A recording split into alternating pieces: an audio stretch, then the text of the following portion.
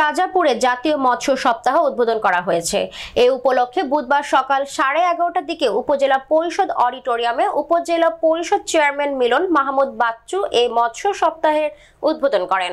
উপজেলা নির্বাহী কর্মকর্তা ফারহানা ইয়াসমিন এর সভাপতিত্বে বক্তব্য রাখেন ভাইস চেয়ারম্যান আব্দুল্লাহ আল হাসান বাপ্পি, নারী vice chairman Nasrin Akter, UP chairman Mohammad Shahjalal Howlader, বীর মুক্তিযোদ্ধা শাহ আলম নান্নু, উপজেলা সিনিয়র মৎস্য কর্মকর্তা মোহাম্মদ মোজাম্মেল হক।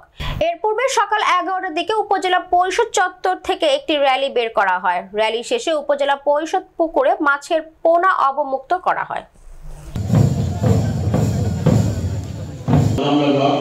আমি তার শুভেচ্ছা বক্তব্য রাখার জন্য বিনীত অনুরোধ জানাচ্ছি।